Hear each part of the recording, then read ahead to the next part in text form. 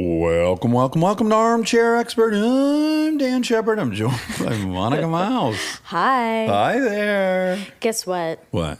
I can't say anything yet, I don't think, but I'm going to do a project next week that has to do with miniatures. And that's all we can say? Miniatures? I think that's all I'm comfortable saying right now. Just a tease. This is like a 6-month out tease. Yeah. I'm so excited to watch you interact with that miniature stuff, yet unidentified stuff. Me too. I had a different idea, as you recall, because I knew you were doing this project involving miniature stuff. And I said, it would almost be more fun to have you doing a project where you're handling maximum stuff so that you look preposterously small. Extra miniature. Because, I'm worried that the miniature stuff's going to look full size when you're handling it. That's a worry. Yeah. That's one of the fears. Your instinct as a show creator is like, well, we need a miniature person. Yeah. But I don't want them to uncast. Yeah. Although, won't it be too late? No, they'll still have time. They have time. Okay. Well, let's hope they don't listen to the show. They love the show. Oh, fuck. Okay. We have an amazing woman on today, Padma Lakshmi. She is an Emmy-nominated food expert, a television host, a producer, and a New York Times best-selling author.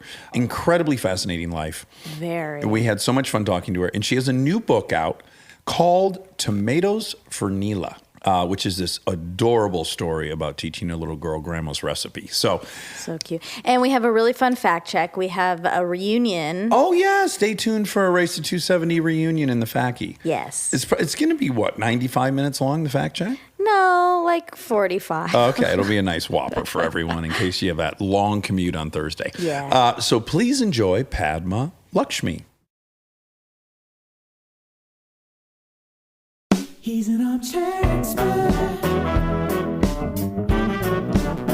He's an armchair expert. He's an armchair expert. Hello. Hi. Can you hear us? Yes, I can hear you. That's kind of a requirement for this to work. Yes, exactly. You must be Monica. I am. Hi. Hi, nice to meet you both. So nice to meet you. We're so excited about this. This is kind of a flex, I just want to say. I'm going to point out all the books in the background, a little bit of a brain flex. I'm intimidated, yeah. Yeah, I like it though. It's a good kind of flex. Is it? Thank you. What percentage of books on that shelf have you read? 100? Probably a good 75. There are Wow. some that I haven't read, the bookshelf goes way up. Oh my God. Yeah. You see those books on the upper left side? Those are just a collected selection of Joseph Conrad's. I inherited those books, so I have read some Conrad, but I haven't read all of those books. Conrad's Hearts of Darkness, is that? Yes, exactly. Heart of Darkness, Outcast of the Islands, yeah. Are you a fan of Conrad? I've not read Heart of Darkness. That was obvious when I pluralized hearts. I am a fan of Conrad. I think it can be problematic because it was written in the time it was, but I still think that in spite of all of the colonialism and patriarchy, which it is completely rampant with, the writing is so exquisite. And just the way that he can write a sentence is still so heartbreaking in its genius that it's still worthy. Good writers are good writers. I mean, there are many good writers who are assholes, but that still doesn't change the fact that they're great writers. Exactly. As you say this, it makes me think of an aspect of this ongoing conversation that I don't think I've really even thought of yet. There's so many layers. One of the layers is, yes, that person's writing in a time period. They're swimming in the water. I think it's wonderful that we recognize how flawed we were living and how we're getting hopefully better, but doing that without any judgment of I'm a better person, because all of us in that water would behave that way. No one in the 1700s was writing the way we think now in the 21st century. That's correct, because writing has its own trends and goes through its own evolution, as does the rest of our culture. And so many of us would not be writing at all in the 1700s. Women, for example, certainly brown women, would not have been writing. I mean, the first people that were even allowed to write and publish in America are basically white male authority figures like Jonathan Edwards. The first example of literature or literarily published something was Sinners in the Hands of an Angry God, which is a very famous piece of writing by someone named Jonathan Edwards. And it's all biblical and it's all fire and brimstone. It's exactly what you think it's going to be from the Puritans. But that was the only thing you could write about. You could only write about the Bible or scripture or interpretation of scripture. And that interpretation, of course, was left to the imagination of a very few chosen people who were allowed to be literate, first of all. Yeah, I was going to say, let's just start with the notion that they were only investing the education in a very select few people. Like the barrier of entry to reading and writing is one can't overcome on their own, really. You can't be a self-starter and just stare at the dictionary for years and all of a sudden read. So yeah, you didn't even have access to something as rudimentary as writing. It's a very wild thought. Yeah. I guess I know very little about you other than I follow you on Instagram. Really good posts. It's fun watching you cook in your kitchen. It seems obvious to me you're in New York somewhere. You've got kind of the light that only a pretty tall apartment has in New York. Are you on a tall floor? Am I right on this assessment? Yes. I'm on a tall floor. I live downtown right by NYU, and it is the big monster across the street of everyone who lives in any part of Greenwich Village. And yeah, I am a New Yorker. I have lived all over in my life, but I really feel like New York is home. It's always been home. I came here from India when I was 4, and I've been raised pretty much in America, mostly in New York. Before we get into her life, because you are so evolved on current issues, and I know you're very vocal, I really like that you said writers can be assholes but good writers, and then you can appreciate that because we have these ongoing discussions all the time about Picasso. Yeah, exactly. Like old school people who have essentially been post-death canceled. Posthumously canceled. And yet they've given us a lot, and I think people have a hard time holding both things. Yeah, they did horrible things, and we also gained. It's tough. It really is, because a lot of the people who have created, for example, the music of somebody in my generation, my childhood music, have been found to be really problematic. And so then you think, okay, so am I not allowed to play them on the rotation? Right. Also, like, is it possible that there would be some kind of sliding scale of evaluation? Because there were also these people who were doing criminal acts in their time, even relative to their culture. They were actual objective monsters then versus, just rewind 20 years and watch a monologue from late night. Like, if someone did that monologue today, they would be canceled immediately from network television. Those things must be evaluated differently. They do have to be evaluated differently. And I think that culture is learning about nuance a little belatedly, but I think nuance is very important here. Look, as somebody who's been through sexual harassment and sexual assault, it's a really serious fucking thing. And it's a thing that even if you try and compartmentalize it, whatever happens to you whenever, it still seeps into your consciousness, and it makes the person who's suffered through that very insecure and very anxious, and really it sets them back. I have said, like, yeah, my world's divided into pre-molesting, post-molesting. Post-molesting is there's a lot of wolves in the world.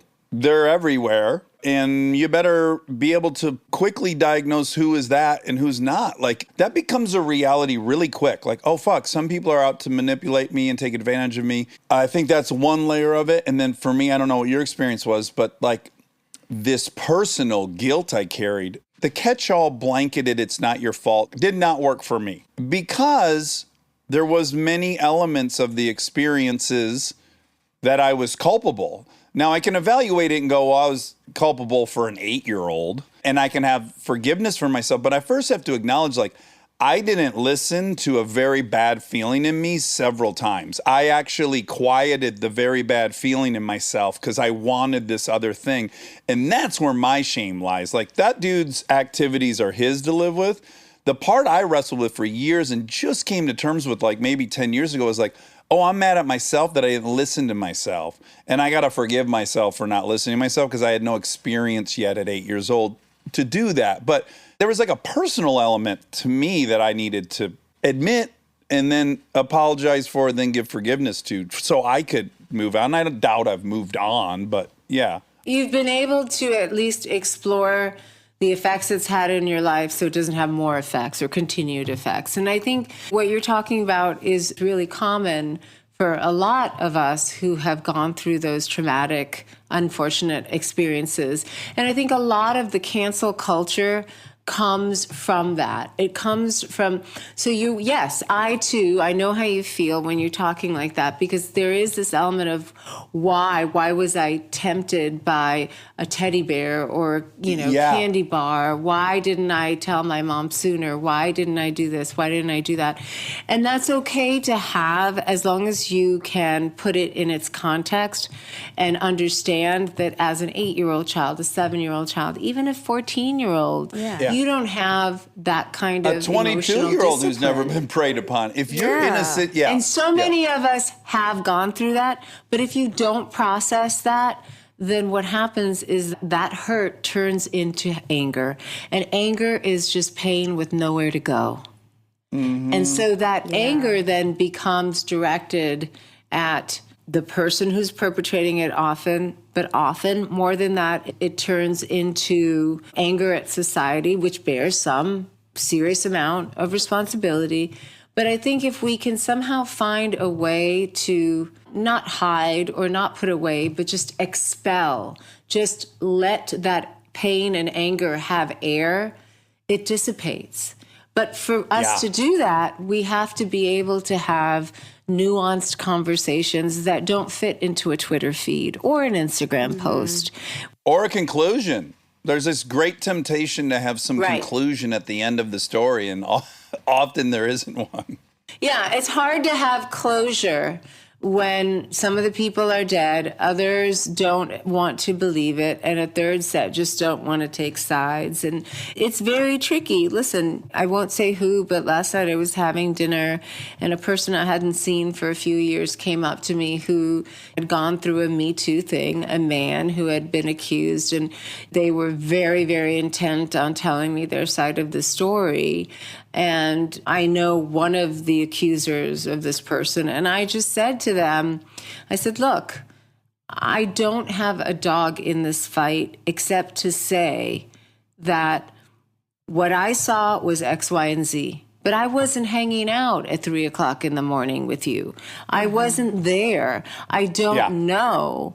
And unless I know something concrete that I've seen or heard or felt with my own self, I have no business talking about this.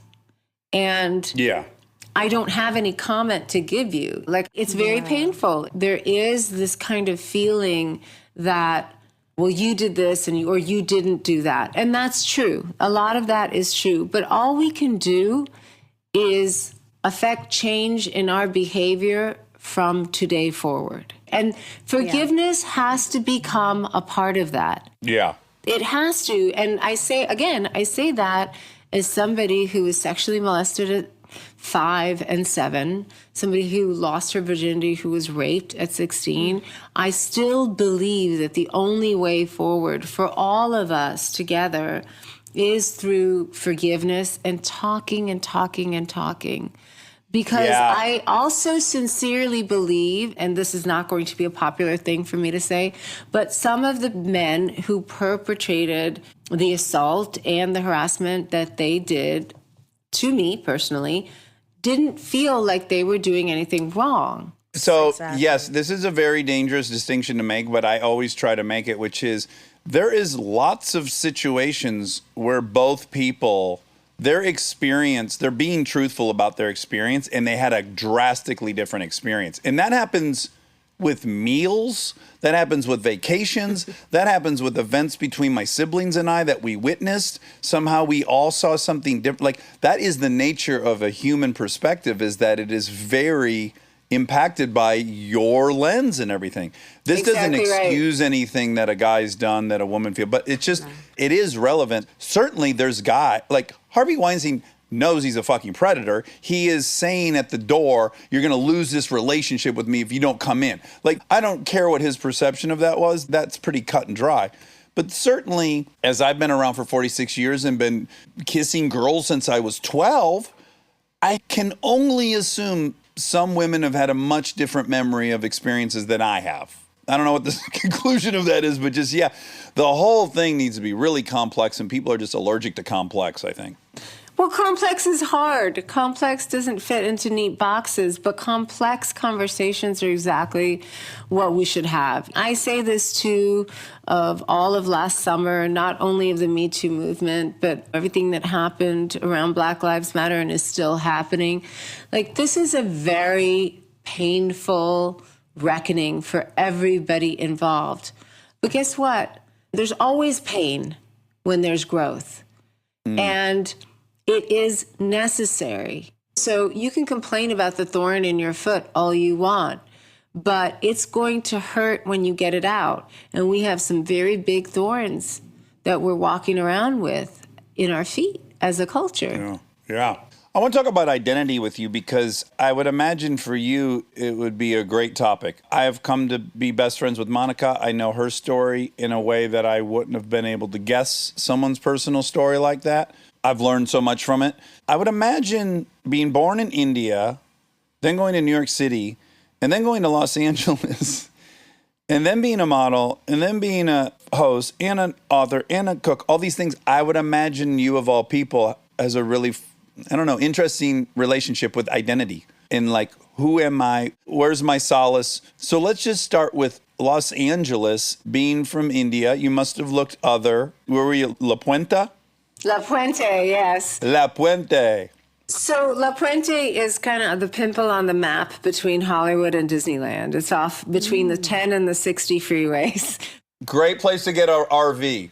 I saw that you were taking a road trip, by the way, on your Instagram. Yes. I know all the RV hotspots in the country, yeah. Exactly. So when I was there, as now, it's a very heavily immigrant population.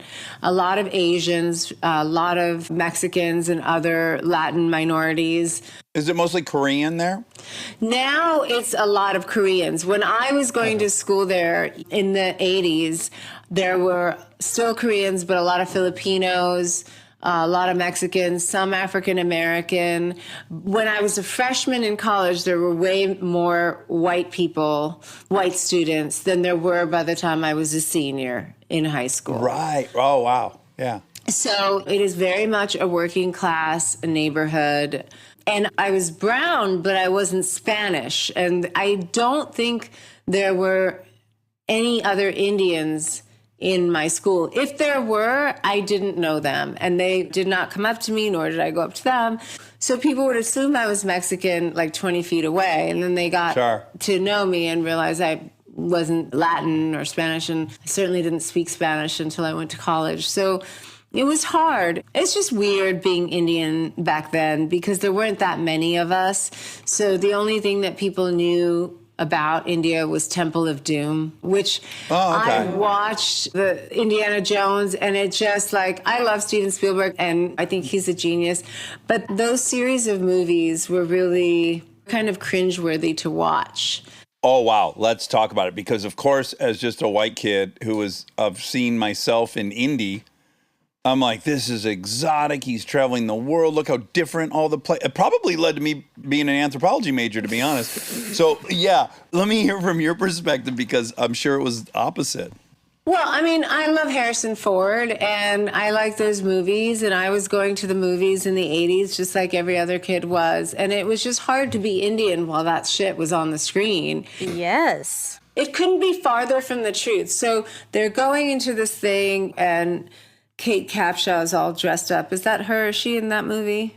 I can't remember. You know, as you're talking, I'm realizing really I just know the first Indiana Jones inside now, and I don't really know Temple of Doom. So I'm trying to remember them going to India and what happened, but I don't have any memory. I will tell you the scenes that like really were icky for me. It's when they're going and they get greeted by this Maharaja and he's got this big turban with some jewel on the top of it, like straight out of Clichéville. Yeah, a Disney cartoon. Yeah, but then like they serve this huge fat snake on a platter that they then like cut open and all this stuff comes out. They're going and they have to get this lingam or this thing, the stone, which somebody has stolen, and then they have to restore it to the community. So in the end, he is, I guess, doing well, and the water kind of flows. And miraculously, all these downtrodden people all of a sudden have clean, brightly lit, brightly colored Indian clothing and all this stuff. But it's just the idea of the Western savior having to come there, but also like that Indians eat all this gross, weird food. So here's what you and I both know as writers, like on the outside, I'm like, so here's what happened. We've established Indy hates snakes. So we got to make Indy eat a snake at some point. Indiana Jones. We got to have him eat a snake. Where should we do that? Oh, India, I don't know. No one will know that they don't eat snake. Like, Well, they think they do. Do you think they did, or they just wanted Indiana Jones to have to eat a snake? Well, all of the cliches tell you that they eat exotic, weird food. I do think, yeah, they thought, oh, it'll be really plausible that they eat a snake down in India. And certainly no one will know if they do or don't. Totally reckless and irresponsible and not even worried about the picture that's being painted of India. And also maybe like a convenient mechanism for him to eat a snake. I don't know. Well, I mean, I think if he's scared of snakes, you have him encounter snakes. Listen, there are certainly a lot of snakes in India. We, as kids, learned how to spot a cobra's nest, right? They're like these tall dirt mounds that kind of get made in cones like that. Really? So you can have him encounter snakes. Indians don't really eat snake, is the thing. Yeah. That's more like Florida town. That's Seriously. Wait, and so I have a question. When you're at the movie theater, let's say, and this is on and you're with friends, are you compelled to then after tell them like, hey, that's not really how it is? Or are you trying to pretend it never happened? Well, it's just uncomfortable. Yes, when you're the only person of a minority going to school, you wind up being kind of this tour guide or translator, and it's exhausting. You wind up saying to people, well, that's just bullshit, guys. Like, obviously no one's eating snakes. But the fact that I have to say that out loud to my classmates tells you the level of ridiculousness that was the 80s. And so obviously I've made my living kind of translating mostly food, but also culture to Western audiences and making approachable food from the East or food from around the world into like, hey, Koreans, they're just like us. They just eat really stinky cabbage. But guess what, guys? That cabbage is delicious. It's called kimchi. Yeah. And so the truth is that I have been doing this for 20 years. When my first cookbook came out, it was called Easy Exotic. And now, of course, I cringe at that title of the book myself. So I share in this embarrassment as well. Oh, sure. So, but in my defense, I was doing then 20 years ago what I'm doing now is just saying, hey, this stuff's not weird. It's just weird to us because we're not familiar with it. But stuff that we do, like shove meat into the intestines of another animal and then roast it on a griddle and then put onions and peppers on it, that's kind of weird to people in another part of the world. Or how about us putting chickens inside of a pig's body and then putting the whole thing on a spit? I mean, this is like cross-pollinating too. This is crazy. You can't make this shit up. You can't make this shit up. Stay tuned for more Armchair Expert, if you dare.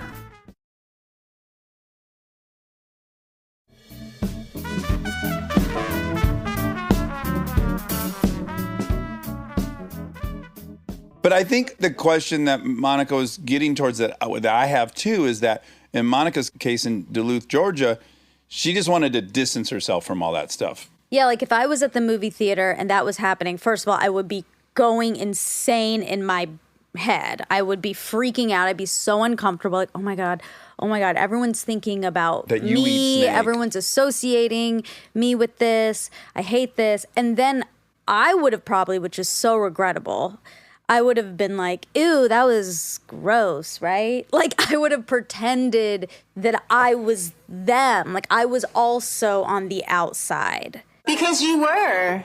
Were you born in this country, Monica?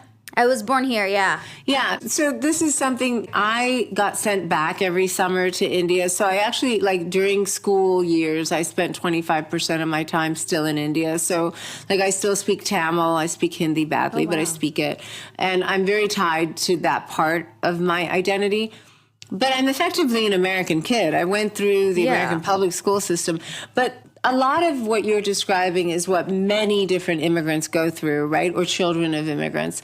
There's the Indian culture, there's the American culture, whatever the fuck that means. And then there's this third thing in between, which you probably inhabit, which is not being completely white bread, European American person who has been Honky raised cracker, yeah.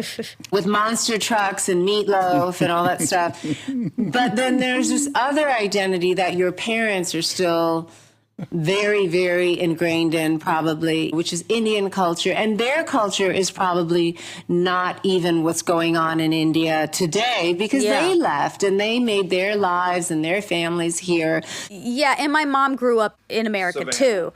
Oh, So okay. there was one layer removed also because But of her mother's that. like you. Her mother came when she was 6. Yeah, like she Right. could relate to a lot of the things you're saying, I think, were like no Indian people at all in her school, and Georgia. especially in Georgia. Yeah, there was no one other than. That's a real thing, that Indian but Southern thing. Like Aziz Ansari is a friend of mine. He's also from the South. And it's a real thing. Like, it's interesting. But that to me is what's cool about America, okay? That's the good news, is that there are all these layers of cultures that make us who we are. And they're complicated and they're interesting. And they often make for great conversation, great music, great films, Yep. great writing, and of course, great food, like the Korean taco or Texas brisket ramen, for example. Like all these cool things is what, to me, makes American pop culture so cool. Because your mother is probably like me, you're probably like my daughter who's 11, and then she's got her whole dad side.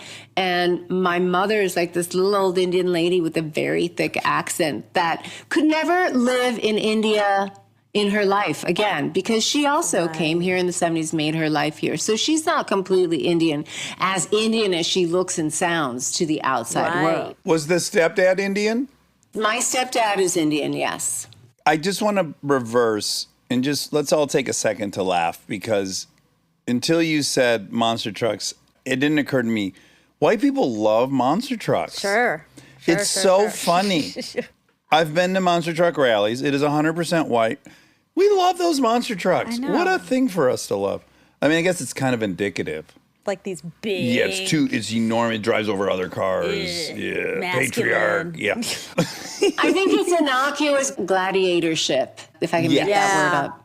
Because no people are dying, hopefully, but we're still crushing things. So instead of crushing skulls or getting eaten by tigers, we're having one truck kind of demolish all of these other vehicles. 2 truck enter, 1 truck leave. Exactly. Okay, so when you were in high school, prior to going to college, when you were imagining your life for yourself, I know you majored in theater, right? And American Lit, yeah. So were you aiming to act, or were you aiming to be an academic? How about this? Back up. You and I, there's a mix-up. We have to share an Uber on the way to the airport. You don't tell me what you do. You present yourself, and as I'm talking to you, I would be assuming you are like an academic. Like you're very, very, very, very smart. It seems like you probably would have pursued something in academia. I'd imagine you had that Indian pressure to like go be a doctor or something, or an engineer. Definitely. So where were you going in your mind? And on the theme of identity, like who were you going to be? Who is Padma, this bizarre mix of American and Indian and La Puente?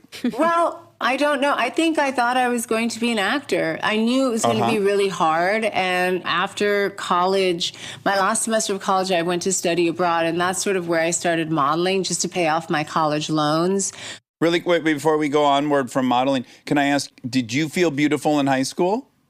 No. Because I have a few model friends that models in particular, like actresses and actors who end up filling those roles in movies, they knew they were good looking. There's just something about it. I have a few model friends that like they were wallflowers in high school and they got to this age and all of a sudden it was like, oh my God, you're this striking, crazy unicorn.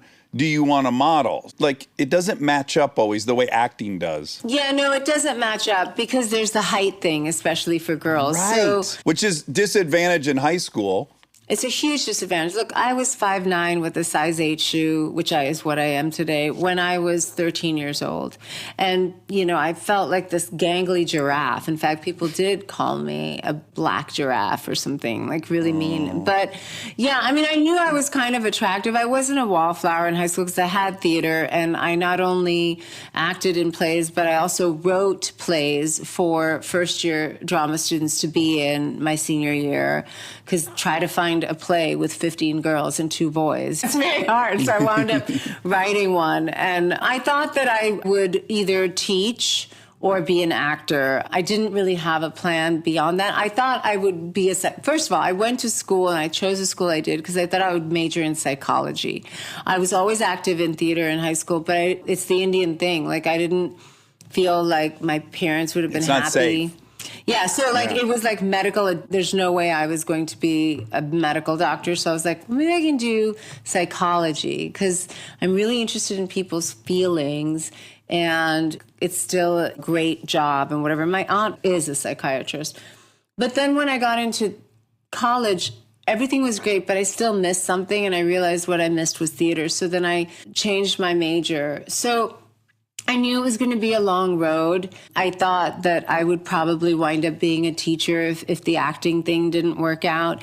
And to tell you the truth, like, I never really had access to great parts. I mean, I'm sure Kristen, as a blonde white woman, would probably tell you the same thing. It doesn't matter. It's just hard in general to be an actor, regardless of what you look like. But I just didn't have access to those kind of auditions for the roles that I think I would have been right for. And I would ask my agents, like, well, that girl from acting class, she's going in on this part, and I'm that age. And they would be like, oh, yeah, I sent your thing. They love you, but they're not going ethnic with that role. Well, can I add, there's also like, you've got a triple whammy on your hands, I think, because when you're first starting in acting, you're basically incentivized to be as broadly appealing as possible. Like, I got to go on a tampon commercial, then I got to go to Burger King. I got to look like a guy at a Budweiser party, and then I got to buy a new Honda.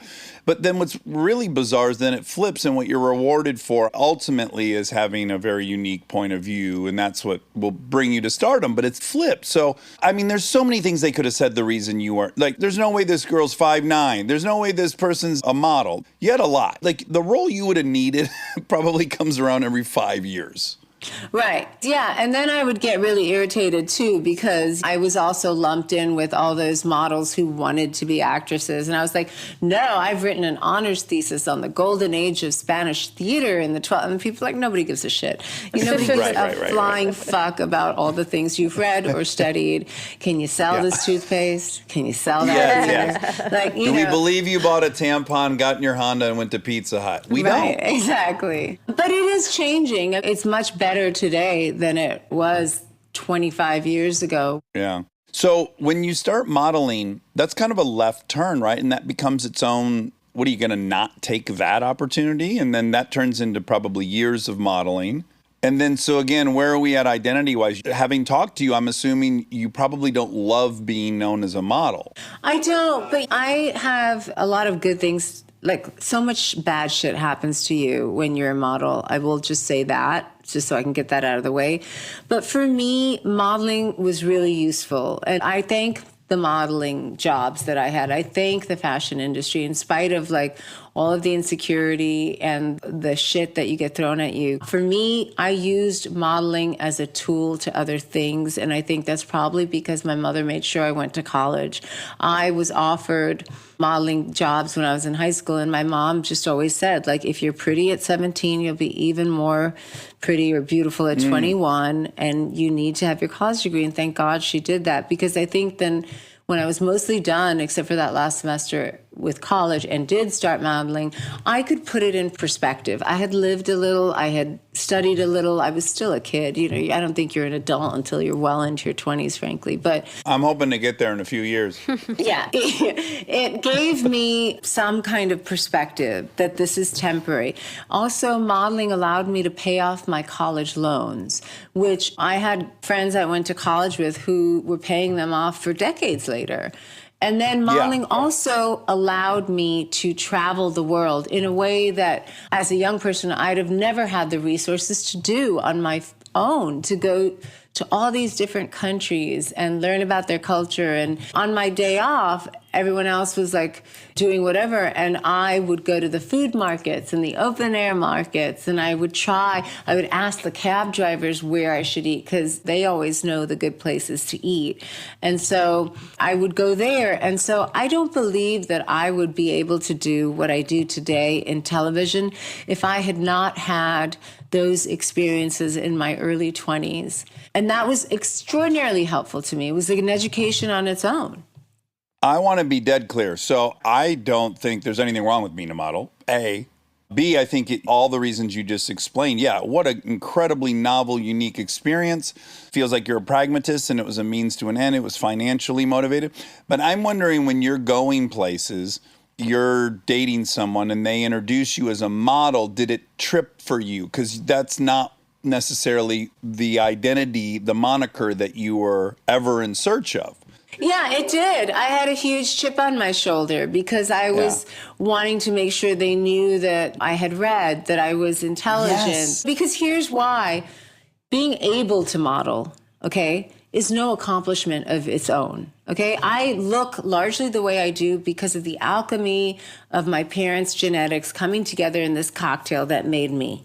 They did a great job. Thank you. I tip my hat to them. Thank you. So all the things that I've done after that are, of course, a product of me using the opportunities that were given to me and learning from them and putting them into use in my work today as a writer, as a food expert, as a host on television and producer. But in those days, my 20s were very painful for me because I felt like I wasn't being taken seriously, which is true of most 20-year-olds. You shouldn't take people in their 20s seriously. You should let them experience life and fuck up and stumble and get up again. I'm actually happy that I was a model in the age that I was because we didn't have the internet. And I'm sure the first show that I hosted, which was a job on Italian television, I'm sure I wasn't great at it. I was sort of the funny sidekick. And were you speaking Italian? Yes, I was. Wow. Can we make this like when someone does an impression? Will you just tell Monica and I how gorgeous we look in Italian? Can you say something to us in Italian? It's so fun. Che vuoi che te lo dico? Mi piace che stiamo parlando adesso finalmente perché dovevamo fare questa trasmissione anni fa, no? I'm in. Oh my I'm in. God. I don't know what you said. I know, don't but doesn't even it sound care. romantic? It was She could have been gorgeous. like, that blouse doesn't match those bottoms. Why are you in a mechanic's outfit? Your hair looks terrible. And yet I still felt like I was being romanticized. That's right. Oh my God. it's nice. Italian has that effect on people. It's my favorite language to speak, even over English. More than French? More than French. I'm not good at French. My mouth doesn't move in that way, but I have spent time living in France, so I can get by. I can get by in French, but really Italian, I enjoy speaking it so much. I even feel like it affects my personality. I think when you are somebody who speaks different languages, your identity shifts a little bit because of the ways that you're able to express yourself in any given language. And I am my most sensual, funny self in Italian, I feel. Yeah. Yeah, you'll ask someone, like, I remember being on a moped with Kristen, lost, and asking someone stupidly for directions. And the way this person was telling me how to get to where I was going, it was so enthusiastic. There was so much passion. It's like, like,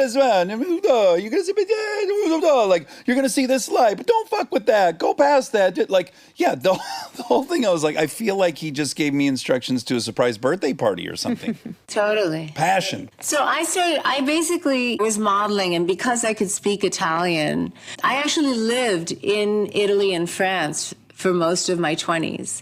From the time I was 22 to 28, I lived in Milan, Rome, and Paris. I had a pied-à-terre, very tiny postage stamp apartment here in the city, and I would come to America. But to be honest, I didn't work that much in America as a model. They just didn't know what to do with me. I also have a big scar on my arm, which helped in Europe because it was the grunge period. Oh, okay, yeah. Is one of your peers, I forget her, well, I never knew her name. I just know her. She was Asian and she had this awesome tattoo on her shoulder of a woman riding a wrench. Do you know Oh, that? yeah, Jenny model? Shimizu. Yes, she was a contemporary. Okay, that makes sense because that was my life. My life was punk rock music. And there was a model that all of a sudden I was like, oh, that's the first model I think I'd want to go to lunch with. She has like this fucking cool tattoo of a wrench on her shoulder. Super cool. I mean, I was never edgy like that, but I got lumped in with them because of this really big scar on my arm. Really quick to the scar because I do know, like, if I Google you, which I've done, Padma Lakshmi's scar comes up. It'll want to fill in the blank with scar. Right. And I had seen that, but I didn't know what it was from. And then today I learned you were in the hospital for 3 weeks as a 14-year-old. And then when you got out, immediately you got in a horrendous car accident in Malibu and you had to have surgery on what I'm guessing your humerus or something? Exactly right. Yeah, we were driving on the freeway. We went to this Hindu temple. My mother is super religious, so she wanted to do an offering for getting her child out of the hospital. I had this very rare illness called Stevens-Johnson syndrome. And they could never figure it out. They controlled it by just giving me a whole bunch of steroids and stuff. And then I got out of the hospital on February 1st, which was a Friday. And on February 3rd, which is a Sunday, we went to the temple. On our way back from the temple, we got in this massive car accident. It's like where the 60 and the 10 and the 101 all meet right there. Oh, uh-huh. It was a very big car accident. My parents were airlifted to USC Medical Center. I was taken to the City of Angels, and I didn't know if they were alive or dead for a good 12 hours because my mom was knocked unconscious. My dad was sort of in and out of consciousness, but I was totally lucid throughout the whole accident, and I remember it. And it was a very traumatic time in my life, but I came out of that time healthy, I think, and also with this giant 6-inch scar on my right arm, which was done. I've had several surgeries on it, which is why the scar just got bigger and bigger. And I keloid. I have melanin, I keloid. And so that's what the scar is from. And it took me a really long time to evolve and feel what I now feel from my scar, which is totally fine. There were a lot of years where I was really embarrassed by it. Yeah. And you shattered your hip? I did. Oh, my God. Yeah, and my parents, too. My dad broke his leg in 4 places, his hip in 2. My mom broke 5 ribs in her sternum and her humerus as well. So it was a very serious accident. It took months and months of Who came in therapy. to help y'all? Because like, it Exactly. sounds like every member of the family's down. Who steps in to, like, help? Well, we had an aunt and an uncle who helped a lot, and we also had one-to-one nursing. That was the only way to get through it. And it was a very, very traumatic thing that happened. But I've had a few of those things, from the molestation Well, to the that's what I was just accident. going to say. Your scar is analogous to, you have an 11-year-old? Yeah. I have an 8 and a 6-year-old. And I don't want trauma for my children yet. My life was littered with it. I don't know who I am without any of those things. And clearly you too. And it's just this bizarre equation sometimes. I guess I wish I knew more people that had nothing. But that were still interesting and okay. Yes, on fire or hungry or had something to prove. Like, I want that for my children, but without all the trauma. But I don't know that that exists. We'll find out. I don't think you can ever have it all. I mean, I know how you feel because I think about this with my own daughter. And she's a kid who lives in New York City. And her dad is somebody who grew up in Texas in a very beautiful suburban Houston town. So he's always freaked out when something happens, or he says, we're having a lot of panhandlers down here in Soho. And I'm like, first of all, I've never heard the word panhandler used by someone of my generation. But secondly, like, yeah, you should go to India sometime, which he has been many times. But it's hard. You want to protect your kids, but you have to teach your kids how to use their muscles. You have to allow them to develop those muscles. And it's hard. You want just a little bit of trauma in a safe environment that lets them exercise their muscles. But life doesn't work like that. I want one trauma less than the one that sent me into being an addict. Whatever the one, just one before that just gave me resilience is the one I want for them. Yeah, but again, that's another thing. Your children, like my child, are different than you. And so the thing, that one thing that you want to take away that made you an addict may not have made somebody else an addict. And it may be that someone else needs much less to be an addict or much more. Yeah. It's just like a mental masturbation to be like, oh, this hadn't happened or that hadn't happened. This thing happened at that given moment in your life when the weather was like this and the stars were like that and your mom was in a shitty mood or your dad didn't pick you up at school. And that is what happened. And we can't change that. And my daughter and your kids are going to have the same feelings from different catalysts. Stay tuned for more Armchair Expert, if you dare.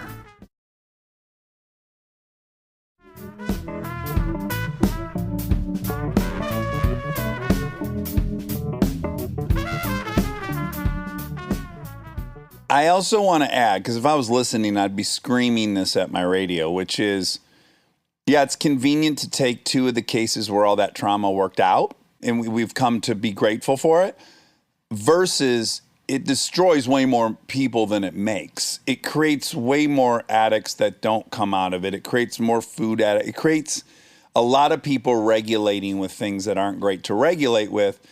And so I guess like my fear that my kid won't be great versus what my real fear should be, that they would be ruined by this experience for the rest of their life. It's just good to remember the full scope of what the options are. Well, there's just something in between. And I do think that kids are resilient. I really believe that. I believe that they can come through a shit ton of stuff with love.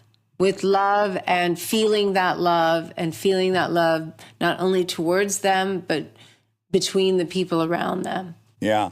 Okay, so I'm going to kind of speed through the fact that people would already know this, but obviously the Italian side hustle worked out for you. You've found a great career in television. You've been a host on Top Chef since 2006. And because you've written 3 cookbooks, and your new book is also a cooking book in essence, in transitioning from a model to a host, like how does food come in and how does that become part of your identity?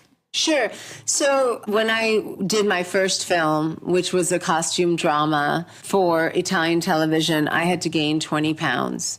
And it was the first time in my life that I had ever tried to do that. And when the movie finished, I went back to being a model. I wasn't paid that much for that movie. And I had never tried to lose the weight before because I was always this freak of nature that was like 5'9" and 100 pounds. I always loved to cook. I always was cooking, even when I was a 5-year-old and stuff. So I took the recipes that I normally made and I took the fat out of them. In those days, we thought fat was bad. I was on a fat-free diet for a year, 95. That was the thing. Yeah, it's totally the thing. And So stupid. the book came out in 1999, and it was also like about, again, making food from all over the world more approachable, because that's how I eat. And also that's how I felt most Americans ate. Not everybody had one kind of food, whatever that one kind of food was, 7 days a week. So I wanted to take these exotic, quote unquote, recipes that I ate and take the unhealthy stuff out of them, make it more healthy so I could lose the weight. And that's how Easy Exotic was born. That's how the first cookbook got made. And I went on book tour and I went on the Food Network and I was on the show and I did a little cooking segment for them. And they asked me to come back like 3 weeks later to do another segment. And then I did. And then my manager said, well, you're going to have to pay her if you ask her to come back. She's not on book tour anymore and she can't afford to be doing this. And so they offered me a development deal. And I got a show on the Food Network that was part of the Melting Pot series called Padma's Passport. And it was literally like all the recipes from my cookbook, but I would just demo them in studio. It was sort of this stand and stir, old-fashioned cooking show. And I liked doing that, but Scripps, which is a company that still owns the Food Network, is very conservative. And I was not going to wear a chef's smock. I wasn't a chef. I was a home cook, a bon vivant, a world traveler, a fabulous girl. I was cooking in leather pants and shit. And so then they're like, well, maybe we can throw you out in the field. So that's how I started doing documentaries. And I did a couple of documentaries for them called Planet Food. And then I got the gig on Top Chef. All along the way, though, to make ends meet, I was writing. I had a syndicated column in the New York Times. I wrote a style column for Harper's Bazaar, did a couple pieces for Vogue, Gourmet. And then I was still auditioning as an actor, and I would do one-off things when I got the parts. So I was bouncing and juggling all these jobs to piece together a living. And I was still doing that for the first few years that I was on Top Chef. I wasn't making enough money on Top Chef those first couple of seasons to make ends meet on its own. Especially not in New York City. Yeah, no. And so I'm a late bloomer, and I only came into my own sort of in my early to mid 30s, I would say. That makes sense because you seem to be aging on a timeline that seems to be like 0.6 of the timeline. Oh, physically? Yeah, like she's 50. Yeah. But I glance, you're like she's 30. So 50 sure. times 0.6 is 30. So really, when you were 30 times point, you were like 18. Yeah, that's the time to discover yourself. There you go. See, that makes sense. Yeah, we figured it out. You're just aging slowly, and it fucking took a minute. All right, so let's talk about Tomatoes for Neela. This has to be kind of loosely autobiographical a little bit, no? Yes, it's certainly autobiographical. Earlier, you were talking about my books. So I've written 2 cookbooks and 1 encyclopedia. In fact, I have it right here. It's an encyclopedia of herbs and spices by me. And then I wrote a memoir. We could do 2 hours on your memoir. There's so much stuff in there I want to talk about, but that'll be another time. Will you take 36 seconds to tell Monica what she's missing by turning her back on the Indian cuisine?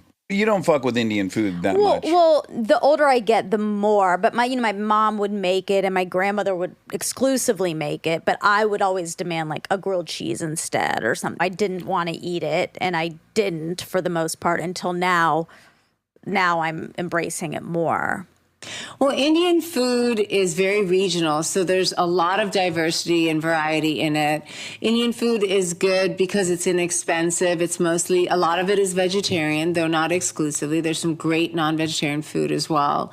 I love Indian food because it makes me feel healthier. So if you're going into veganism, which I am definitely not, but if you wanted to be a vegan, having a food background in Indian food as part of your heritage is very useful. Because if you just take away the butter, ghee, and yogurt, it can be totally vegan. And so it's a lot of things that are also good for the environment. One serving of protein from a plant-based source like beans or pulses costs 28 cents, whereas one serving of protein from a cow costs $2.50. And when you grow crops like beans and stuff, it enriches the soil with nitrogen. So it's actually better for the planet, unlike animal farming and cattle and poultry and stuff actually puts toxic things into the soil, and it wastes a whole bunch of water. I'm not saying to never eat meat again. I'm just saying to eat less of it. And when you eat it, make sure it's good quality meat and it's a treat. But if you can have half of your diet come from fruits and vegetables, you are already way ahead of everyone else. Your skin will thank you, your hair will thank you, your gut and your brain will thank you. It's just better living through food. I need more vegetables. I know, me too. We're not I'm eating getting enough sad vegetables. hearing that. Okay, so Tomatoes for Neela. So Tomatoes for Neela is based on a story that I would tell my own kid when she was going to sleep. Originally, there was a squirrel family in it. And this amazing, brilliant editor named Tamar Braces, who just happened to go to my Pilates studio, was passing me by and told her instructor that she would kill to work with me. And so my instructor said, oh, I know her. I sub for her teacher. When she's gone, she's really approachable. Please tell her that. I'm sure she'll want to. And that's how we met. And I said, well, I have this story laying around that I haven't done anything with. And I sent it to her and she loved it. And we made some edits. And then we got this kick-ass Caldecott award-winning illustrator who's a Peruvian woman named Juana Martinez Nell, whose work I love. And at first turned us down because she was really busy, and then said, you know what, I juggled some things around. I really want to do this book. So I'm so thankful she found space in her schedule. And that's how the book came about. And the book is really about the importance of teaching your children when things grow. Not all of us are lucky enough to live in California or Florida and don't have affordable access to every vegetable under the sun all year round. Yes, if you go to Whole Foods, you can. But if you've ever had a tomato in February that's just grown like normal, you would know that it tastes like shit. It tastes like water. Oh, how about a piece of corn on the cob in February? Oof, that's going to be rough. It's like cardboard. Yeah. So the story came about because my kid came back from her dad's house and was like, I want pomegranates in July. I had pomegranates at dad's house. And I was like, what are you doing? You can't eat pomegranates when it's hot outside. You have to eat tomatoes and corn and blueberries and strawberries. So this whole story about tomatoes came up. And it occurred to me that because we live in this land of plenty, unless you've taken it upon yourself to teach your kids when things are in season, why would they know? And it's important because if you eat things in season, you eat things in alignment with Mother Nature. They're not only better for you, they're more delicious. And then we wanted to talk about where our food comes from. But mostly it's an intergenerational story between three women of different generations, because I believe also that everyone in the family has something to teach that child. And if you can get the perspective of people in the family who have lived different lives from different generations, that kid is going to be richer and more well-rounded for it. And it's also about writing down the recipes that are important to your family. And I use recipe writing to teach my kid a lot of spelling, organizational thought, sequential thinking, and describing stuff. Well, there's maths in there. Yeah, it's really good. So I wanted to do a book that talked about seasons, talked about the importance of family, talked about the importance of cooking and getting your kids to cook from a really early age, because a kid that is interested in food from a young age will always be interested in food and how they eat. And you will give that kid a lifetime of good eating and nutrition long after you've bit the dust. Yeah, and it's a cute story, right? You're going to make grandma's sauce. And so the inciting incident is to make grandma's sauce. So then you and your daughter have to go to the market and you have to look at tomatoes and you have to pick the tomatoes and learn which ones are going to make grandma's sauce. And then you come home and attempt to make grandma's sauce. Yep. Yeah. As you were just talking, I remember I have a recipe from my grandma Yolis. It's spaghetti. It's in her handwriting. It's in a special book. I only make it once every 2 years. It's a fucking pain in the ass. It takes 5 hours to make it. But when I make it, I immediately, like, I see her handwriting. I can see her kitchen. Sunday, we ate that spaghetti. I can see the white bread on, like, 60 Minutes is on. It's kind of like one thing I love about Judaism is the baby naming ceremony, that you would give a letter of a past relative to this baby, and we would all take some time to remember the past relative. Like, it's just a great excuse to do that. So I guess, yeah, in my own life, I have that with this one recipe where it's just like 20 minutes of the cooking is me thinking about my grandma Yolis. Well, that's what Tomatoes for Neela is all about. And you should try to bring your girls into making that sauce. And I really want you to buy each of them a lined notebook or diary and let them bedazzle it or whatever they're into and decorate the cover as my recipe book. And so every time they like something, that they sit down and write what's in it, because it can teach them so much. And then over the years, they'll have this beautiful thing that you guys have all contributed to together. Yeah. That's just what the book is about. It's about encouraging kids to value the recipes that come from their family, your grandmother's spaghetti sauce, their mother's whatever recipe from wherever, and build on that. And I think those family stories are really important. They're what feed our identity. We started this conversation with you guys asking me about identity. And for a long time, I think I didn't know who I was, because I had this identity crisis, not just Indian versus American, but in my case, I didn't know my real father. And so that played a huge role in me just having this hole in my head about a big part Yeah. of me. And over the years, I'm old enough now to have created my own identity out of my own interests, but also mixed with my mother's family, which is in effect my family, the only family I have. And also my time in Italy and France and those people who have been important to me. But recipes are key to all of that. They're key to who we are, but also who we aspire to be. And that's Yeah. why this book, I hope, what Tomatoes for Neela will do is encourage families to cook more together and to write down what they cook and to blend my two loves, which is a love of food and a love of literature, together. Yeah, as you were saying it, I had this really profound moment this year where I started hosting a car show. All my time in life was split between being a comedian and wanting to race. And then, yeah, at 46, I find myself on a show where you've got to be funny and improv and also drive cars really out of control. And I was like, oh my God, for the first time in my life, it kind of makes sense. And I think you're one of those stories too. So if you're in your 20s or your 30s and you're like, I don't know where all these fucking ends of ropes I've put out lead, be patient and optimistic. Like sometimes they just kind of all weave together and it'll astound you. Exactly. Your life seems like that to me. I always tell young people, like, it takes time to be who you're going to be. And the best thing you can do is be patient with yourself. Everything takes fucking longer than you think it's going to take. That's just a given. I thought I would be all set in my career by the time I was 25. I was nowhere near that until I was Yeah. 35. Yeah. And then looking at other people your age who have already done whatever they've done, and you're like, well, I failed because they did it at that age, so it's over. That's the worst. That is the absolute worst. And that is the voice in your head that you have to turn off. You have to compare yourself to 5 years ago, the self Yes. you were 5 years ago, not what Tom, Dick, or Jane are doing. Yeah.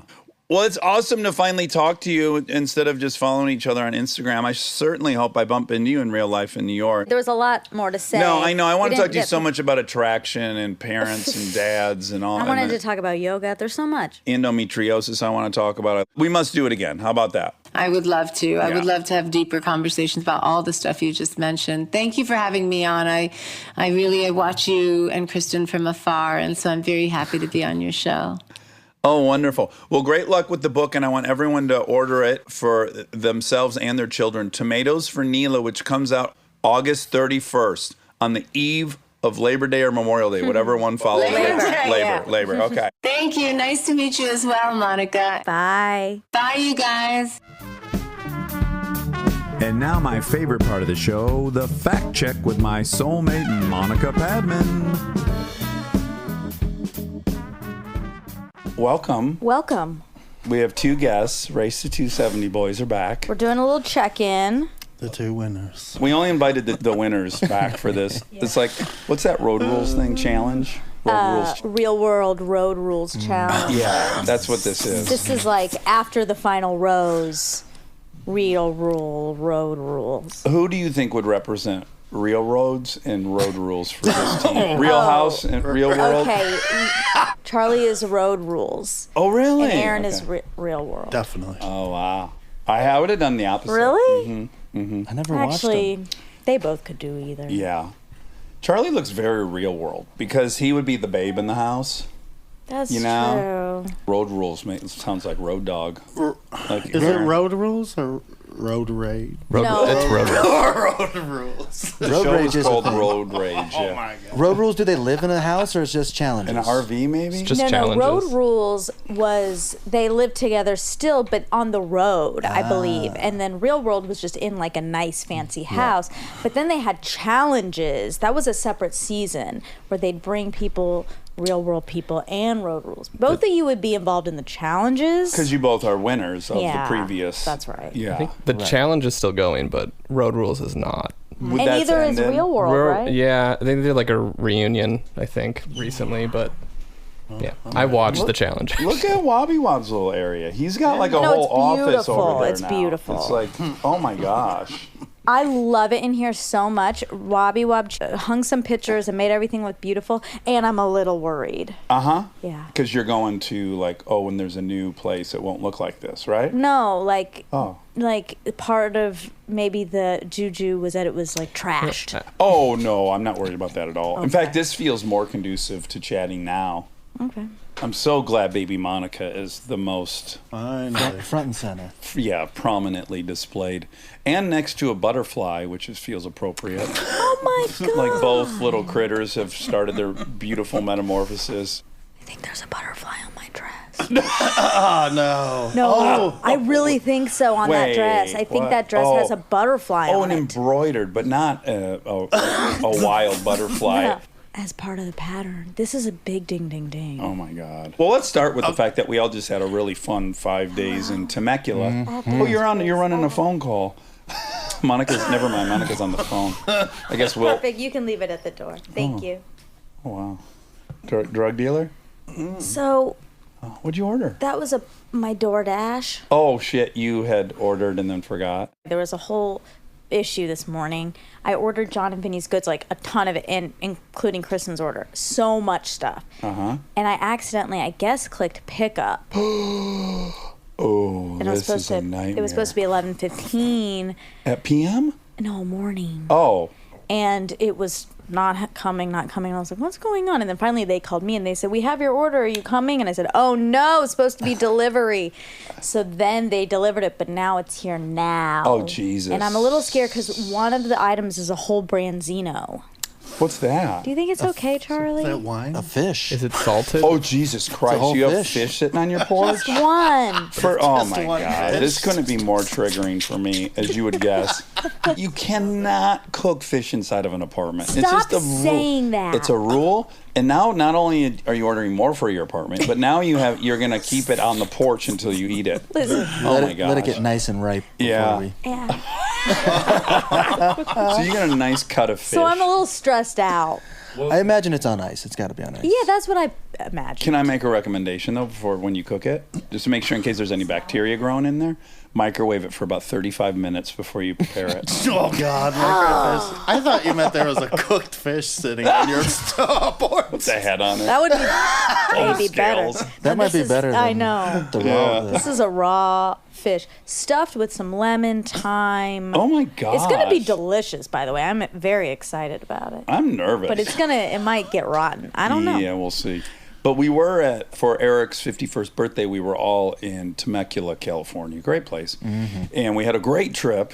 And on the trip, we realized that for my birthday this year, my birthday wish is for my 2 children, Monica and Aaron, to do a photo shoot as a proud dad with one of his babies. Right. This came up on the last fact check. Oh, it did? That's how this started. We were talking about it on the fact check. We're talking about, you know what we were talking about? Your cameo. Okay. Oh, right. Monica was promoting your cameo, Oh, which was thank nice you. of her. It was a little self-serving because I promoted the cameo to say that a lot of people ask for Aaron's cameos to be in front of the baby Monica Yes. picture. We found that out. Crazy amount of people. And also a lot of them, they do ask for you too, Dad. But they're like, okay. I think they straight up just think some people think I'm with you. Right. And they want you to, but I think they just Join want in. you to give them the cameo. So a lot of times I flip the phone around to a picture of you and I, Oh, which I good. have pictures hanging. Good. Pretty much just me walking around with my phone and I shoot a picture of me and Charlie with our trophies. Sure. Baby Monica. Oh, this and is then great. you and I, a picture of us young and a Oh. picture of us Old. old. That's what my cameo That's is. the package. Do we think Aaron should raise the price? I like that he's kept it low. I like it low. Me too, but there's been some talk that he should make it more. You'll probably make more money with more people going for a lower price. Quantity over price. That's right. Well, I think when it started and I asked you, I thought, if I was going to buy a cameo for a friend, I think $50 I'd be like, eh. Yeah. But $30 seems just so Yeah. easy. I'm like, You'll spend that at lunch. yeah. I have a feeling yours are long. Oh, You yeah. give him- I think I've seen a few. Sometimes I apologize at the end because I look and I've been talking for 7 minutes. Oh, that's wonderful. Wow. So they're getting a deal. Over deliver. They're getting a deal. Yeah. That's right. I like that strategy. Are you, Charlie, going to get on? I know you've also been asked separately. Like, he has his own cameo business, basically. People just reach out and say, can you surprise, it's a surprise birthday party, and we want you there on Zoom. He What? did this. I don't know did. about this. Yeah. Tell me about this. Well, I had someone reach out and it was their wife's birthday, and he wanted to get a training session for her. Oh, okay. So we set it all up. I dial in. I'm waiting. They come in. She had no idea. Oh, okay. I've encouraged Charlie to do cameo, yeah. I think Charlie might, though, be better suited for real fans. Is that what it's called? OnlyFans. OnlyFans. And this is where people could pay to see your dick and balls and stuff, Oh. right? Yeah, they could. Is that what it is for fans only? It's It mostly for... It isn't designed that way, but it attracts what it's a lot become. of. Okay. Not in theory, but in practice? Yes. And is there any protection so that they can't then release that video you've sent them out publicly, or it can be recorded and I re-released? think you can screen record it. And Okay. I have a friend that just started one, Oh, really? and I think she does have stuff. She's weirdly on the challenge also. Oh my, ding ding ding! What challenge? The The TV real show. world road rules Oh my challenge. gosh! Oh my gosh! Oh my god! What if Charlie went on there just to trade with other fans only fans? Like, I'll show you mine if you show me yours. That's nice, too. It's really nice. Can we get some updates? Yeah. People really need to know. I know, I see a lot of people asking. This couldn't have worked out better for an update. Yeah, like right? you have a horseshoe up your ass, Yeah. but a light one. Yes. I walked right up to Dad's bedroom this morning and jumped on that scale Oh, nice. because I knew this was going to come up. Yeah. And I've been feeling really good. And this was after 2 cups of coffee. There's also a few pounds of coffee in there. And clothes on. Yeah, and clothes. Because my children were in the room. Thank you for not getting Yes. nude on the scale, as I you're tend- prone to do. I was going to say, I was surprised. Yeah. But that makes sense. 269. 269. 269, gang. That was the weight. Yeah. You guys all. Oh, thank you. Thank Yeah. you. Thank you very much. Wow, Yeah, that's it's amazing. still 40 pounds down. Yeah. Oh, I'm so proud of you. Thank you. And you know, I've been back up since the contest. What was the highest you got? 296. Yeah. Yeah. Really? Yeah, I went up another 30. So you've lost 40 pounds twice. Oh my God, he's lost 70 pounds That's 70 pounds in a year. in a year. Wow. Wait, I need to hear this journey. Well, let's see. I'm going to be honest. So Ruthie and I start dating. Yeah. Shout out Ruthie. At Ruthie Saxon At Ruthie Instagram. Saxon. She'll do a thing too. Yeah, sure. What do you call it? OnlyFans Cameo. cameo. Yeah. I think she's more OnlyFans Oh, probably. Yeah. definitely. Definitely OnlyFans for her. Every time you came into your room, she was making some pervy video. would love And it it. was just like, fine. Like, oh, sorry, honey, you're working. I'll come back. Yeah, it pays the bills. Same with Erica. Charlie's. Oh, Erica. I'd pay for a She is a Erica one. never nude, Sure. but you want to see her body. And you would pay so much more knowing she was a never nude. It's extra impressive because she's a never nude and she has a perfect body. She's the female equivalent of Charlie. Yeah. So Yeah, to say, it's true. Yeah, perfect 20. Follow her at Erica. That's ErikaJaye. Okay, back to Ruthie and Aaron's journey. Oh, yeah. So I don't want to blame it on anything except for I'm a weak person when it comes to food. But, you know, I celebrated immediately after that fucking contest. I celebrated. I just started eating shit. Like, I was rewarding myself. Yeah. So I think while Ruthie and I were starting to date, and she's very into health and wellness and She's so fucking strong, it's ridiculous. yeah. When Ruthie's staying there and we go downstairs to do our pump, we have to take some weight off the squat rack. I'm sorry, the deadlift rack bar. She has too much weight on there for us. Okay, so that made me want to keep working out. So I was, for a while, I was lifting with her, but I wasn't keeping up on any kind of cardio. At the same time, we're falling so far in love that she meant, and I told her, like, "Oh, you probably shouldn't have said that. But she's like, Guy, I'm so in love with you, I wouldn't even care how big you get. So that made it a lot more easy for me to Sure. just fucking eat like an asshole. Well, let's see. Yeah, Just put your money where your mouth is. And I'll just put the hamburgers where my mouth I is. hate to say it, but her saying that kind of made me a little relaxed on my regimen.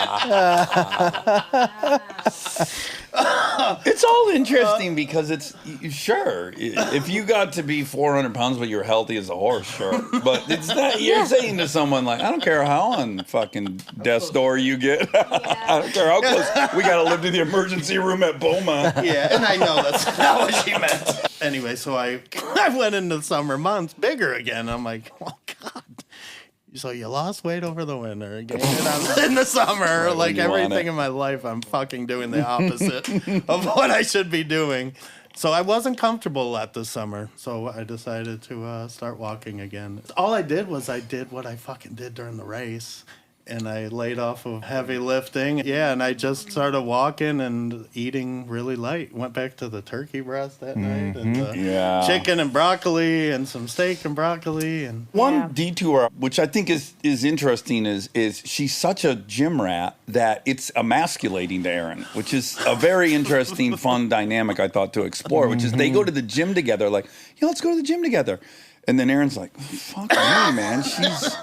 I'm taking weight off. Like, it's not a fun thing for a dude to have it shouldn't be, but culturally it feels a little weird. yeah, so when we go in the gym now, we kiss and we break off the exact opposite way. And never the tween shall meet. Yeah, and that's it's all.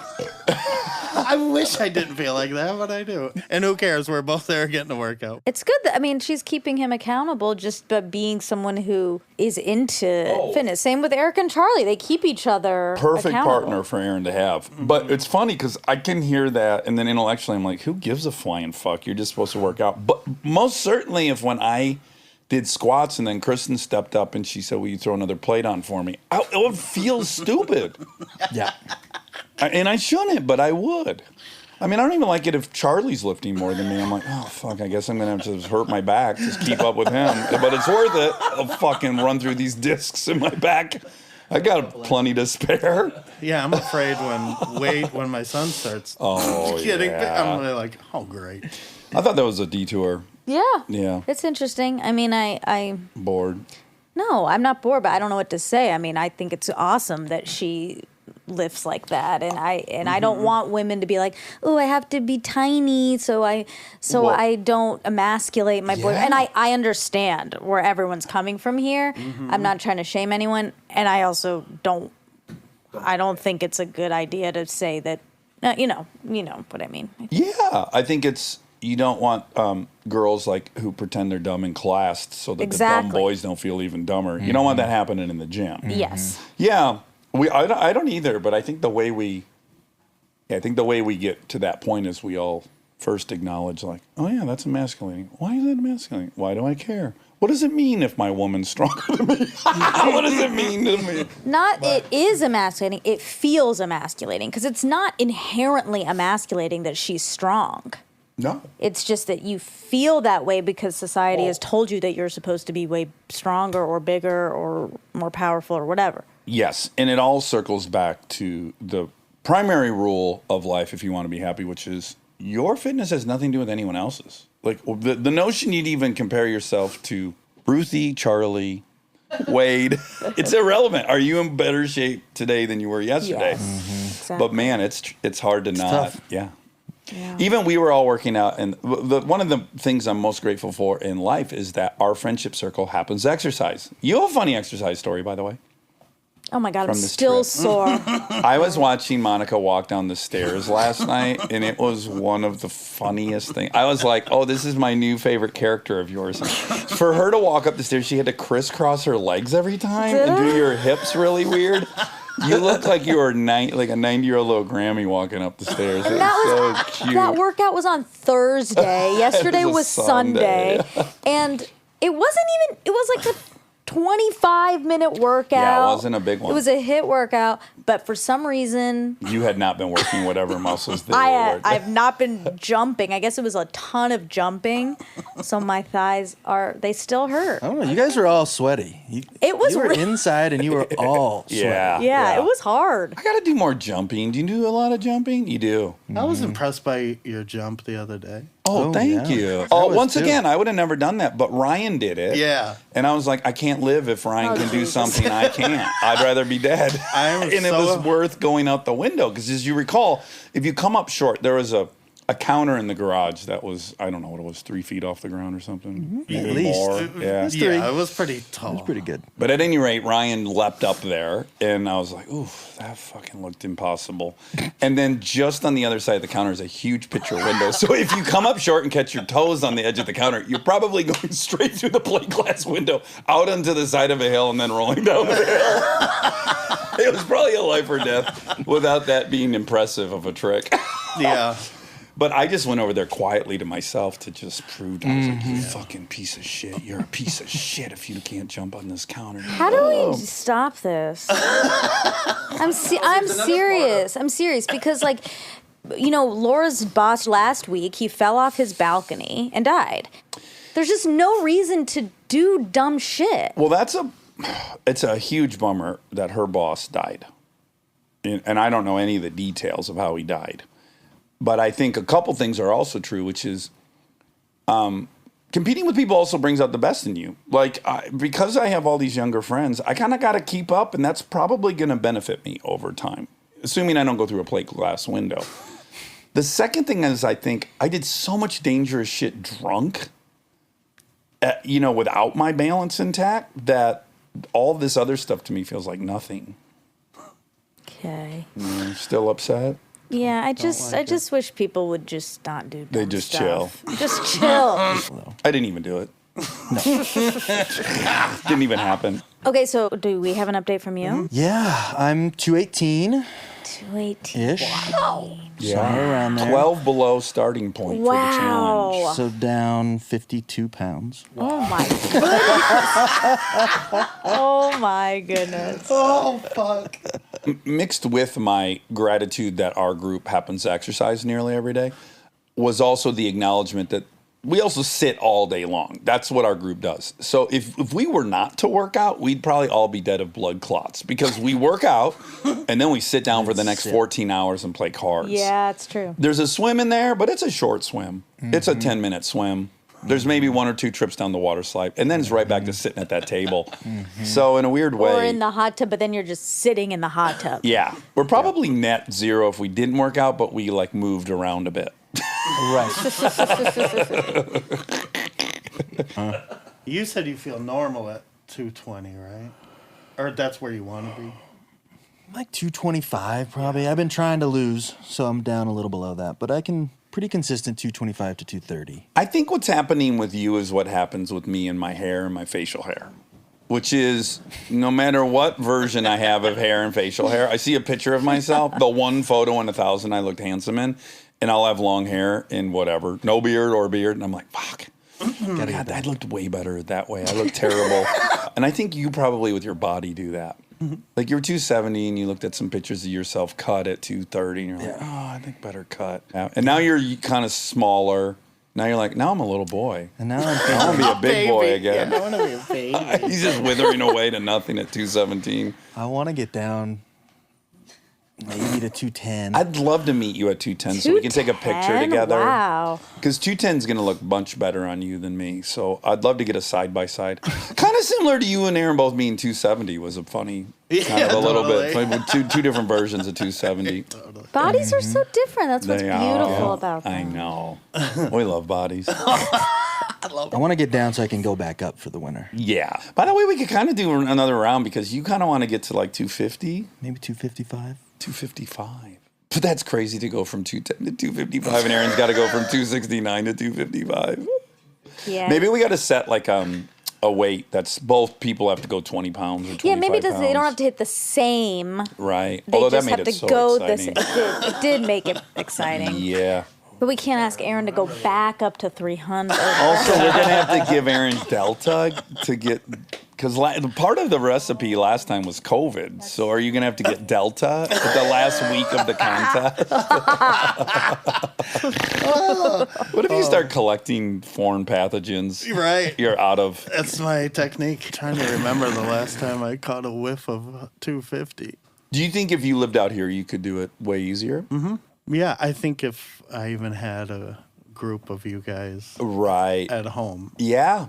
It's not super easy because of Ruthie. Yeah. Because I don't want to just sit there while she's working out. But I'm not accountable to anybody else. Yeah. It's wild how strong community is. Yeah. Like, we naturally don't want to be out of step with whoever we're around, I think. Yeah. Mm-hmm. When I booked the plane ticket out here a few weeks ago, then I kind of said, all right, enough's enough. And Ruthie goes, oh, my God, the way you're going, you might be 270 again by the time we go to L.A. And then you and it happened, yeah. Wow. I was 73 the day before I left. Oh. That's incredible. Do you want to tell us some facts? Oh, sure. Okay, there aren't that many. So the first fact I have here is that I had a dream about Matt Damon last night. Oh. Yeah. Tell me why, and why do you think you had it? Well, I guess he's on my mind. He's been on my mind. For 30 years. For 34 years. Yeah. Hold on a second. When does this come out? Monday? What will the day be? Thursday. Thursday. Oh. I just want everyone to know we're in countdown right now to Monica's birthday, August 24th. She's going to be 34. It's your moon birthday because 4 and 4. Oh, my God. 34 and 24. What do they call that? Huh? No, that. What's he talking about? When you're the same age as your birthday. No, that's golden That's your birthday, golden. but that was when I So was this is 24. No, but if you have a 4 in it, it's a platinum birthday. Oh. This is Monica's platinum It's a big birthday. one. But yeah, when she's 10 years past her, it's the most complicated. 10 years past the golden. Yes. Okay. You were 12 on your platinum? Yeah. Yeah. Okay. Oh my God, best year of my life. Oh, fuck, that makes so much sense. Oh my God, Monica, you're gonna have the fucking best I'm so excited. year of your life. That's one funny thing. One last thing before the updates. Just one more thing that happened on the trip. We realized is as we've talked about in here, the only time I've ever had a pregnancy scare where I had to go with my girlfriend and get a pregnancy test at the fucking Perry drugstore. I was in 7th grade. I was 12. She was in 9th grade. We had a pregnancy scare. So we just figured out on this trip that fucking Charlie would be my son's age. Oh, yeah. And we were thinking how proud I would be if fucking Charlie was my son. Oh, my God. We went everywhere together, and people assume we were friends. I'm like, this is my son. You would be happy. This is look how beautiful my you knew grandson about it. Wilder is. Most beautiful grandson. Can you believe these are my genes? I would be like, what a feather in my cap to have Charlie as my son and Wilder as my grandson. Really took a leap from he would be your age to it's him. Yes. Dax knew this 10 years ago. And he befriended me to get to know me first before breaking like a the news. Steve Jobs. I'm his missing dad, and but I wanted to earn it. I didn't want to just show up and be like, I know I haven't been around, but now I'm here. I want to be like, let's just be bros, and then P.S. I'm also your father, and I love you to death, and I'd die for you. And you've made me so proud because you look so good. Now I know how Bill Gates' parents feel.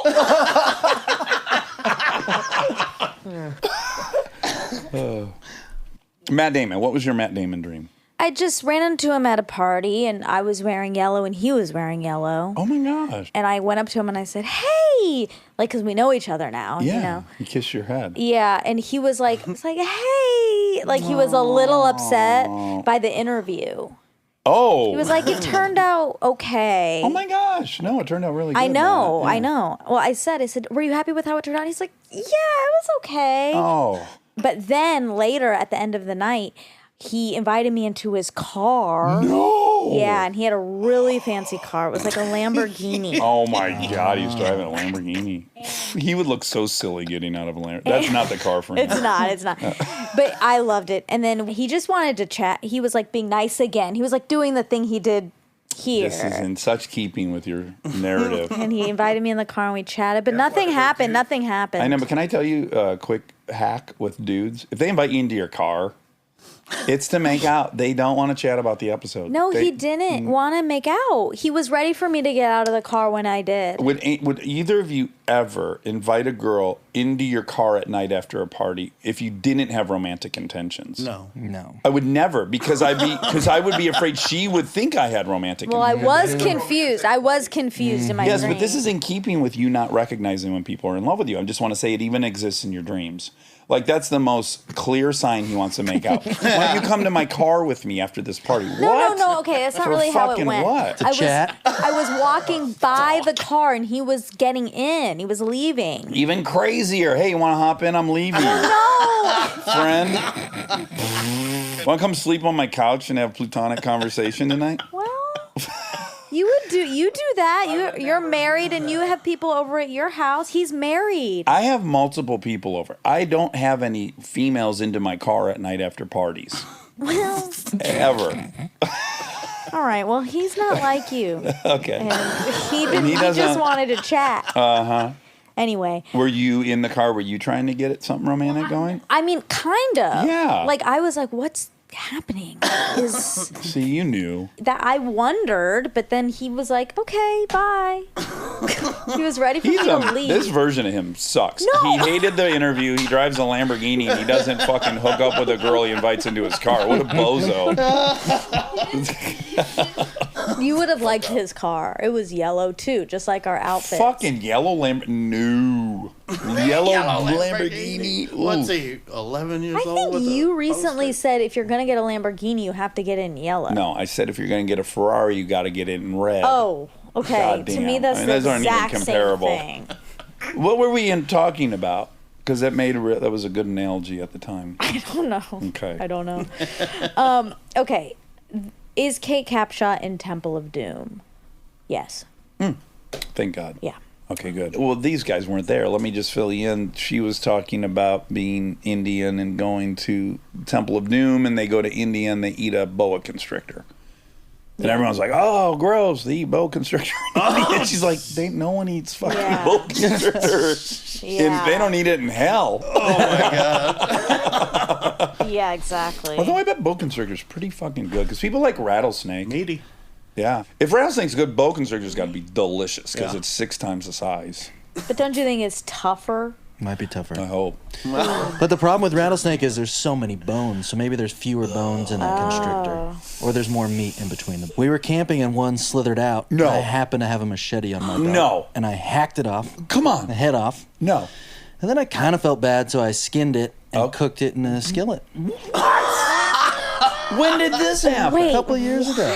You Ma- fucking maybe- field dressed a rattlesnake? 2 of them. What? Now there's 2. Well, so the first one was in our camp, and what were we up there for? First one was in our camp, and it was at night, so it was just kind of cruising through. I went into a bush, so I waited till it came out, and Oh, wow.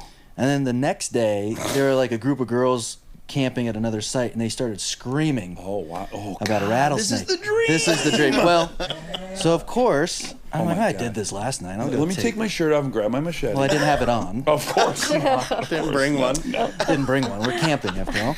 I think one of the kids asked me that this week on the trip, if you had brought any shirts. I'm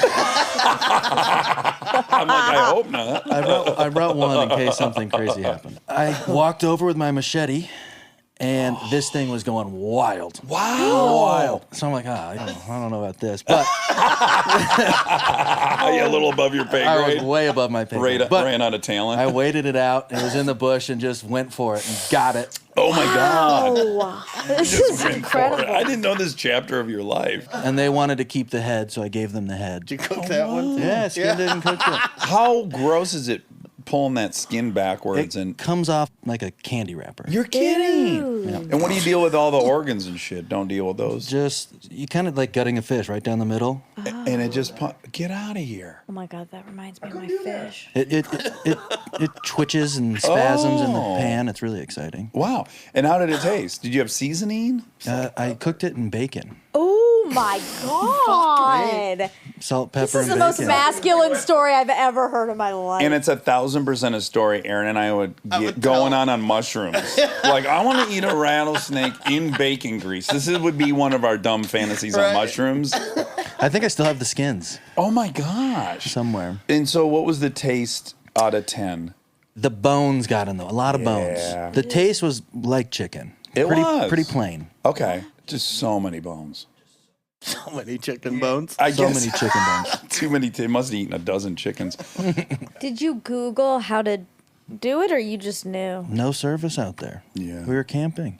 Life or death. What, it could have been poisonous. I did think for a second that it could be getting some venom sacs. Of Yeah. course. Was it obvious where those? I think it's all held in I think their it's all in head. the, I thought it was all in the head. You hope.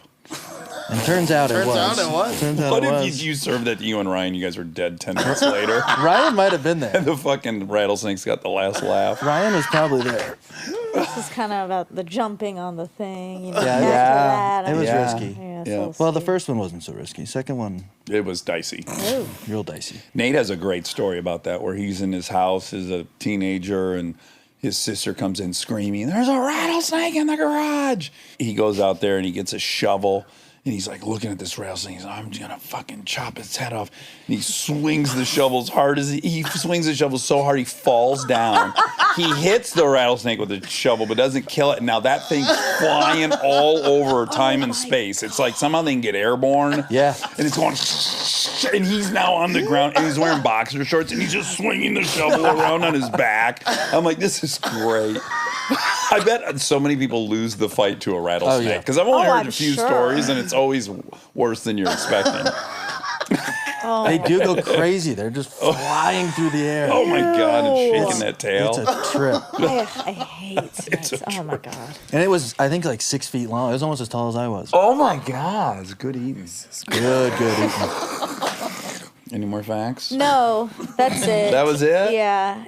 I do have a fish to get to, and Charlie has to pick up his child. Okay, great. What was it, 217, 216, 216, 17, somewhere around there. Sub 220. All right, we're doing Yeah, great. baby. Proud of you guys. And we may have the track laid. I didn't know what it could be a second round, but I feel like we might have the track laid for another thing. Yeah. I kind of wanted to challenge that would make you guys better human beings. But that might not be as fun. What would that be like? Reading books? Yeah, like Read a book. quick to read. Yeah, like top 10 Would lose classics. that so quick. And then you got to come in here and you almost got to do a book report. Like you got to that's tell me kinda about. fun. That's Yeah, kinda because fun. I thought it could be a cool way for all of us to learn about some classics. Yeah. And then like you guys would become better fathers, I guess. I don't know. You probably learned in a Hemingway book how to kill a rattlesnake That's properly. true. You might pick up some life Yeah. skills. But yeah, I was thinking about classics, and I was thinking, I don't know, because it's all about like self-improvement. The challenge as much as it's not like weight. No, it's like no, I health. agree. It's maybe mental health. Maybe like first to get a certain score on the Mensa test. Oh my God! Or first, you had to get self-actualized by a guru. Oh wow. Yeah. First, teleport. I thought that the other day when we were driving home. I was like, You're ready. when is that gonna be a thing? Like I need that to be a thing now. I know, but you know what would happen to us? It's the same as like I'll say to my kids, I'll be like, I want to hear "Bang Bang Booty" by Poo Poo Pants, and I'm driving. I'm like, okay, let me try to get and I'm like just barely trying to glance at and pull the thing up. And if it takes 45 seconds for them to hear a song, they're apoplectic. Daddy, I said "Poo Poo Pants" by Dingleberries, and you're like, yeah, I'm trying. Like they think they should hear any song they think of within Right 10 now. seconds. Yeah. And I'm kind of that way now too. So all this fucking thing did is make me even less patient. The phone, yeah. So I'm imagining this teleporting thing, like, I don't know, like something different would happen. You'd teleport home, you'd be like, oh, I'm so fucking bored. I wish I was in the car with everyone. Something that it doesn't ever go the way we're expecting, I feel like. No, that's true, but Like, let me tell you this. Back before you could do anything, I feel like I was almost never impatient. I was like, I'd love to see that movie. Can't do it. How would I see that movie? Go find the VHS tape? And You never hated commercials till you had the option to skip them. Yeah. Now I fucking hate I them. can't even imagine there being one. No. I actually kind of, to be honest, feel the opposite. Like I used to hate commercials, and now when they come, I'm like, oh, it's kind of a break. Like I'll go get like a chance drink. to go do It's my something. chance Yeah. because otherwise I just have to be like on. Yeah. Well, I have observed this in my children. They get pissed when I'm fast forwarding through commercials. See? Like, Dad, why are you going through all the good commercials? I'm like, guys, commercials, you don't want them. Okay. You want the program, but Full they circle. love the commercials Interesting. because they were denied them. Exactly. They were. I think this just the resting state of a human is annoyed or impatient. I mean, that's and true. we think something like teleportation will solve that. No, it's just like homeostasis for a human being is desiring more. Yeah, I think Yeah. that's right. But we could have just teleported straight to your house and hung out for an extra 2.5 hours. But I think it also is a reinforcement of like life isn't about getting anywhere. Bear with me, because I can see that could be triggering. But like Aaron and I had the time of our life on the way home. Yeah. The drive home for us was as good as the trip for me. It was. We were blasting Allman Brothers essentials. Well, when your best friend is in the car, it's a little different. I was Yeah. by myself. I know. So it just takes- next it's time, boring. ride with us. Then you won't want to be there. All right. Yeah, that's my solution. It's a good I'm solution. still interested in teleporting. Yeah. Well, I want to do it for like Formula One races, where I can just like Sunday morning, I wake up and take my sweet time getting ready, and then I hit a button and I'm at the race. Boom. That sounds cool. In your seat. Yeah. The other really cool thing about teleporting, the thing that I'm most drunk on the notion of is living on a ranch of 600 acres and working in this attic every day. Yeah. There you go. That's the Yeah, part that's that's crazy. cool. Like go home at night to acreage Anywhere. that's $5 an acre. Yeah. Anyway. Yeah. And then also going like, I'm hungry for Emily Burger. And your friend can, like, I can live across the street and still hang out with you every day. Mm-hmm. Like, I can come to your house 3,000 miles away at any moment. Yep. That's right. You could have a best friend in Paris that Yeah. you saw all the time. And but the problem though, want we've this. already thought this through. One of the major problems you run into is that you could never eat Emily Burger again. Everyone in the world would teleport there for dinner to get that burger. You fucking teleport and you look, and there's over Reservations. 100,000 people there. Line. Well, you could order for pickup and just Oh, God, that's true. Oh, poor Postmates. They're gone. Because they can obviously teleport your sandwich to your house if they can teleport a human. So like your fucking pizza parlor would just hit a button and be in your oven. in your oven. Yeah.